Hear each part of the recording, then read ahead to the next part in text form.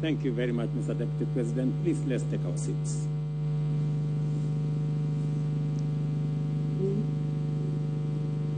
Kwa nyinyi nyote mliofika hapa siku ya leo, karibuni.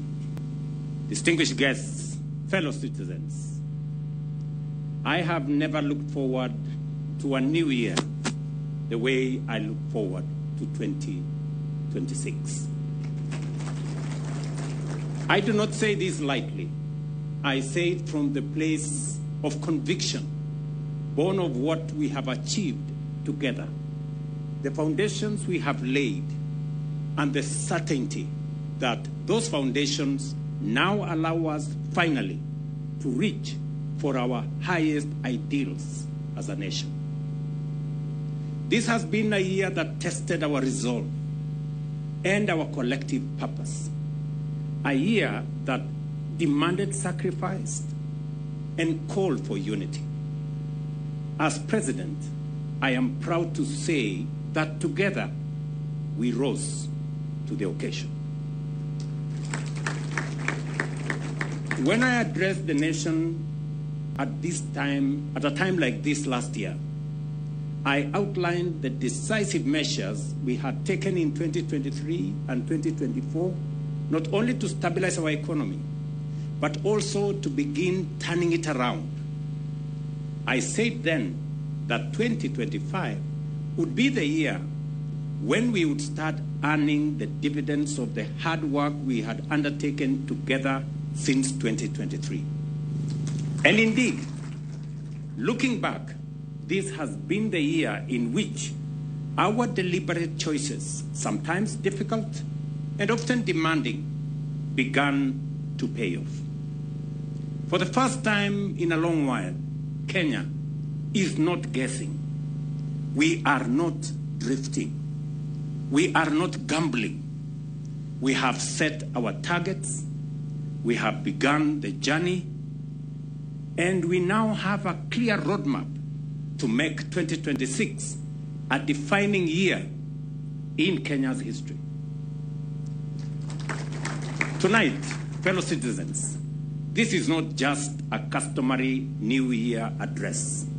It is a moment that calls on all of us to seize the opportunity before us, to walk together as one people, and to complete a journey that has been delayed for far too long.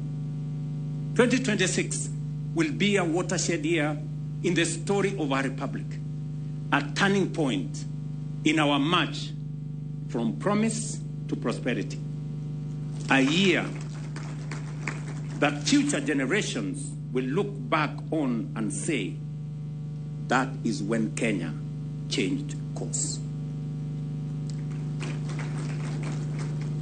We can speak of this moment with confidence because we are not starting from nothing. We are building on a solid foundation already laid. Step by step, we confronted difficulties, carved out opportunities, and laid a strong and formidable base for the future of our country. But the story of 2025 is not merely about numbers and statistics.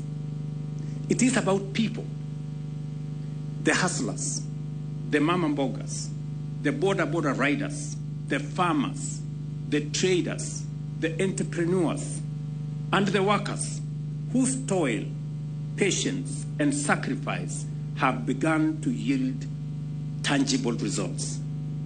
It is the story of ordinary citizens whose lives have quietly changed in very extraordinary ways. Kenyans like Mama Cherusha Mudhoni, whose dream of owning a decent home finally came true. For years, her family lived in a single crowded room, exposed to rain and cold, in dignity and fear, never knowing what tomorrow might bring. In 2025, that chapter of uncertainty ended. She moved into a modern, affordable home with clean water, electricity, a proper toilet, and cooking gas. For the first time, her children have space to study and play. Dignity replaced survival. The foundations we have laid have also enabled millions to access quality health services under our universal health care program. Today, more than 29 million Kenyans are registered under Social Health Authority. Across the country, stories of care, relief, dignity, and support are being told quietly and powerfully by ordinary citizens whose lives have been transformed. Stories like that of Naomi Mutendwa Kilunda, a single mother of 6, who watched her 17-year-old daughter Lydia struggle daily with a severe and abnormal breast overgrowth that caused pain, limited mobility, and emotional distress. After learning about the SHA program through her local assistant chief, Naomi enrolled and registered her children as dependents. Lydia was treated at Kenyatta National Hospital, where SHA fully covered the cost of a specialized corrective surgery amounting to Kenya shillings 168,000, as well as all post-operative follow-ups. No out-of-pocket payments was required. Lydia has since recovered well, regained her confidence and dignity, and is preparing to resume her education in this new year as she joins Form 4. Let me tell you another story. In Kisumu, Christina Wino Onyango, a 41-year-old widow, mother of 5, and a mama mboga, faced a life-threatening diagnosis of stage 2 esophageal cancer. As a registered SHA member contributing 7,000 annually, Christine received comprehensive treatment at Ramogi Oginga Odinga Teaching and Referral Hospital. SHA covered medical costs exceeding 250,000, including diagnostic tests, specialized surgery, 5 days of intensive care, and inpatient and post-operative management. Her chemotherapy, scheduled to begin on January 15, will also be fully covered. These are not isolated stories. They reflect the experiences millions of other Kenyans have benefited from the outcome of deliberate policy choices. Ladies and gentlemen, for too long, farming was a gamble rather than an investment. Farmers planted and prayed, never certain whether the harvest would even cover their initial costs. That story has changed. With affordable fertilizer, certified seed, and the blessing of rains, yields have improved significantly. Food production rose significantly. Maize harvests are on course to reach the highest in the history of Kenya. Tea earnings surged. Coffee prices nearly doubled. Sugar production grew as imports fell. Livestock, dairy, leather, and meat exports expanded steadily. We expanded education opportunity through reformed merit-based systems. And we helped nearly 1 million Kenyans access jobs through housing, labor mobility, and the digital economy, with many more opportunities coming in 2026, going into the future. But even as we acknowledge this progress, 2025 was not defined by success alone. It was also a challenging year, one that tested our unity and reminded us of the responsibility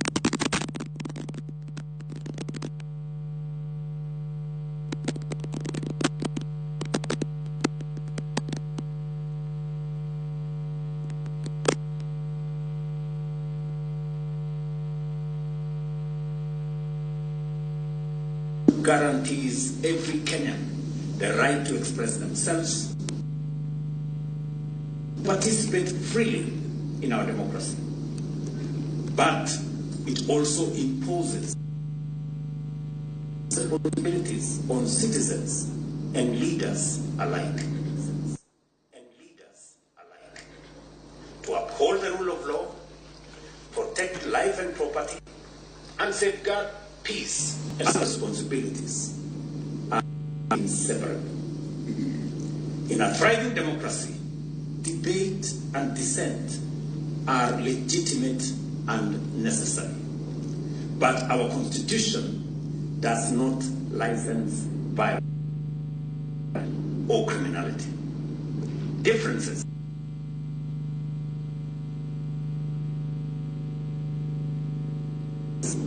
we all cherish. Those entrusted with leadership carry a heightened duty to unite, to build rather than to burn. Kenya is bigger than any individual, any office, or any ambition. This republic belongs to all of us. And because it belongs to all of us, we share a duty to protect it. Ladies and gentlemen, as I announced during the State of the Nation address, 2026 marks the moment when our journey to transform Kenya into a first-world economy begins in earnest. What matters now is execution. But to speak honestly about the future, we must begin with the truth about the present.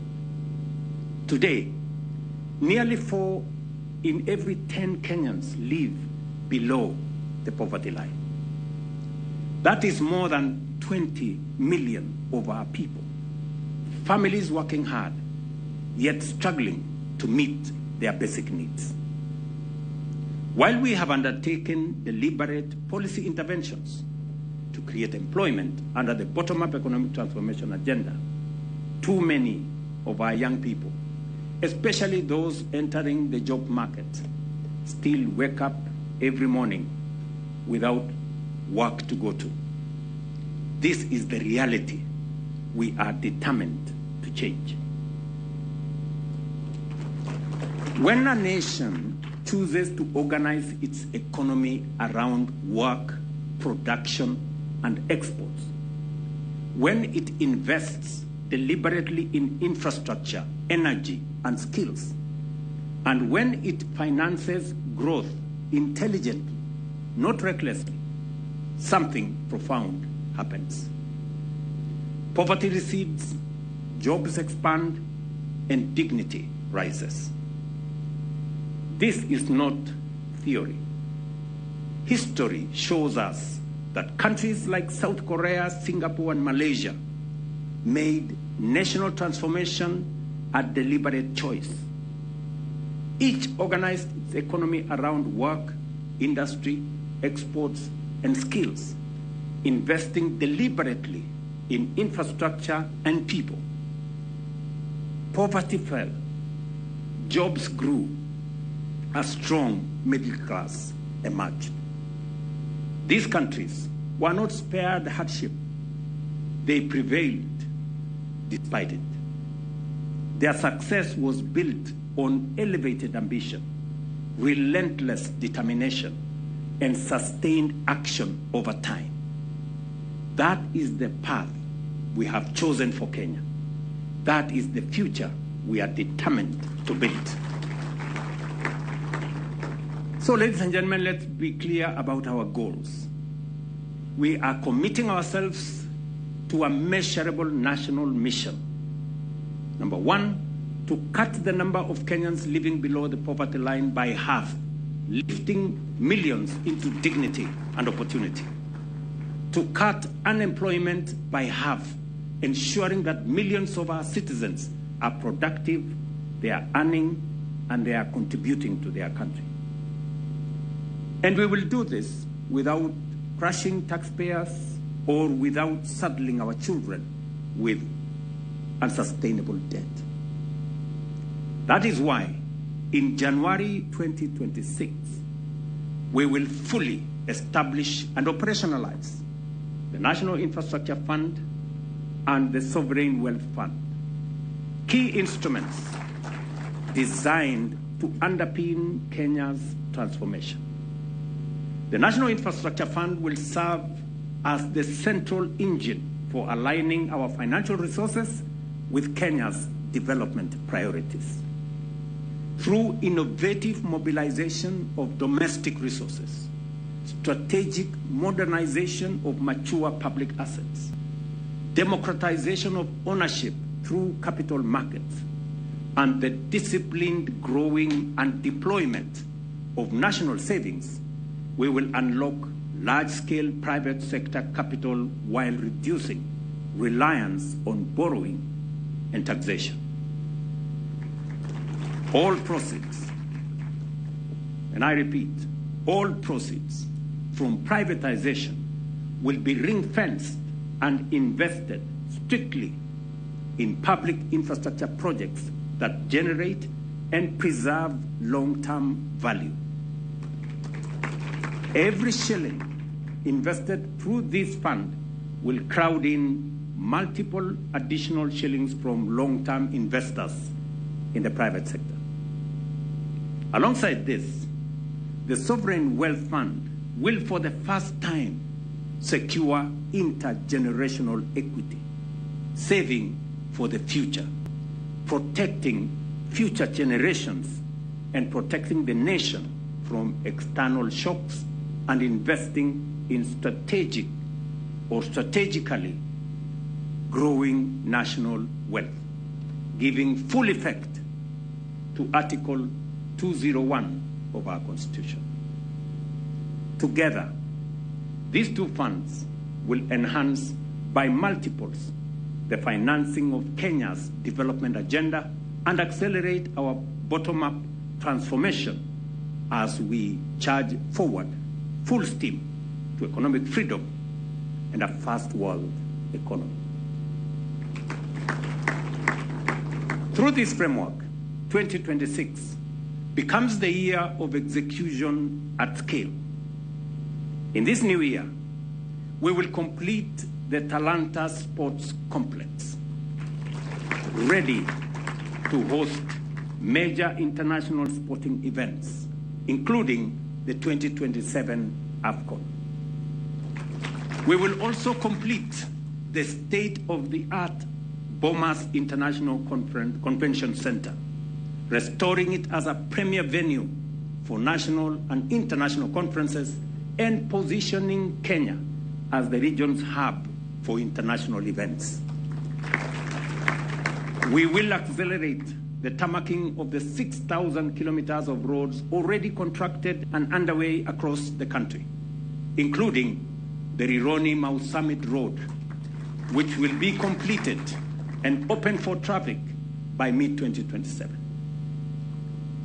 I want to state that we already have resources to undertake the feasibility study to extend that road from Mau Summit through Eldoret to Malaba, and from Mau Summit through Kericho to Kisumu to Malaba.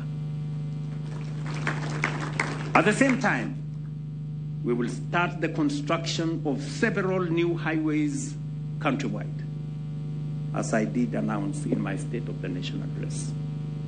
Ladies and gentlemen, in this new year, we will also commence the construction of the Naivasha, Narok, Bomet, Nyamira, Kisumu, Malaba Standard Gauge Railway, creating a modern transport and logistics corridor linking Kenya to East and Central Africa region.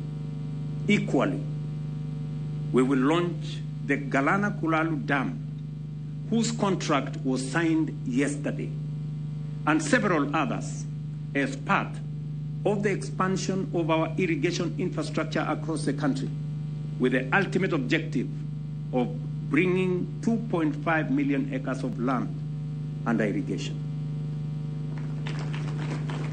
We will also begin the construction of a modern, world-class airport at the Jomo Kenyatta International Airport to anchor our nation as the aviation's capital of our region and boost our trade and tourism sectors. I've just given you a list of the things that we will do in 2026. Ladies and gentlemen, changing and transforming a country does not require a miracle. It requires a clear and bold vision and a leadership equal to that vision. The nations that have succeeded were not exceptional by accident. They were deliberate by choice.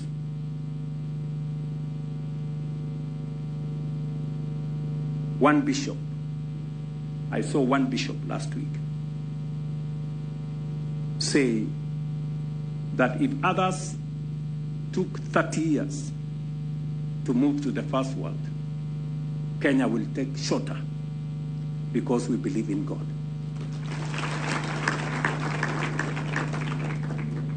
Fellow citizens, allow me to address a silent but deadly crisis confronting our nation today. Alcohol and drug abuse has become a clear and present danger to Kenya's health, security, and economic future. 1 in every 6 Kenyans aged between 15 and 65, that is close to 5 million people, are currently using at least one drug or substance of abuse. This is no longer a marginal issue. It is a national emergency. The burden falls heaviest on men and young people. 1 in every 3 Kenyan men in this age group uses drugs or abuses alcohol. Among young adults aged between 25 and 35, our most productive population, 1 in every 5 is affected. Over 1.5 million young Kenyans are being pulled away from opportunity into dependency. Alcohol, and I repeat, alcohol remains the most widely used substance, with more than 3.2 million current users. Initiation often occurs between 16 and 20 years, and in some cases, as early as 7 years, exposing children to lifelong harm before even adulthood begins. Kenya cannot grow. Kenya cannot compete or remain secure when millions are trapped in addiction. This crisis demands decisive national action. Accordingly, going into the new year, the government will confront alcohol and drug abuse as a national development and security emergency. Backed by political will, expanded enforcement capacity, and coordinated action across government. We will establish a strengthened anti-narcotics unit within the Directorate of Criminal Investigations with operational capacity comparable to the Anti-Terrorism Police Unit. Fully resourced with modern surveillance, intelligence, forensics, financial investigation capabilities, the unit will operate as a permanent multi-agency formation, working closely with the National Authority for the Campaign Against Alcohol and Drug Abuse, NACADA, the National Intelligence Service, border management agencies, county governments, and international partners. To support this expansion, The unit's strength will be boosted from the current 200 to 700 officers through new recruitment and redeployment, all trained and equipped for national operations against high-level traffickers, financiers, and organized criminal networks. Asset tracing, seizure, and forfeiture will become central to every narcotics and illicit alcohol investigation. The Asset Recovery Agency will be engaged from the point of seizure, and all assets used or acquired through these activities, including cash, vehicles, land, buildings, and businesses, will be treated as proceeds of crime, promptly frozen, prosecuted, forfeited to the state, and redirected to rehabilitation, prevention, and treatment programs. Recognizing these crimes as organized criminal enterprises, I urge the judiciary to consider establishing specialized courts to fast-track cases.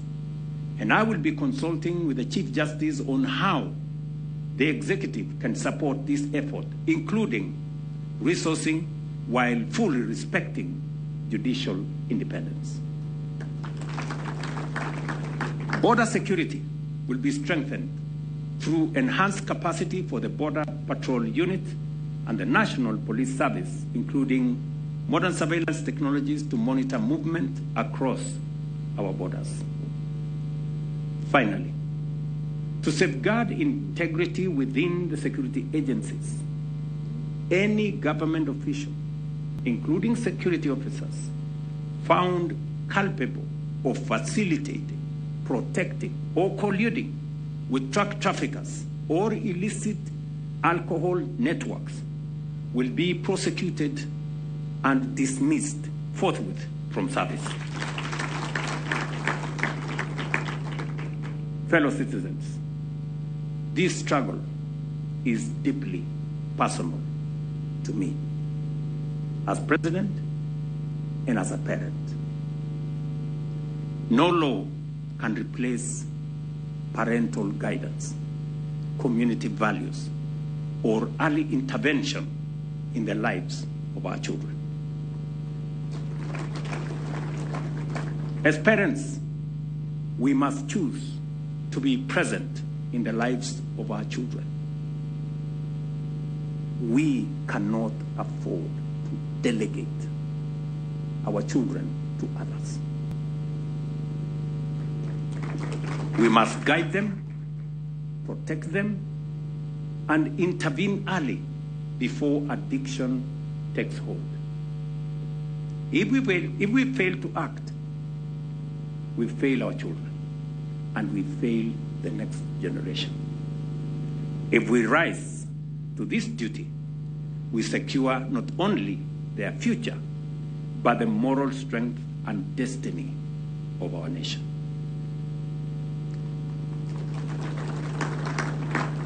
And just as we demand responsibility in our homes, we must demand the same at an even higher standard from those entrusted with leadership in our public life. Leaders must lead from the front. I reiterate that 2026 and the years beyond will usher in a period of accountability. Leadership will not be judged not by promises made, but by performance delivered.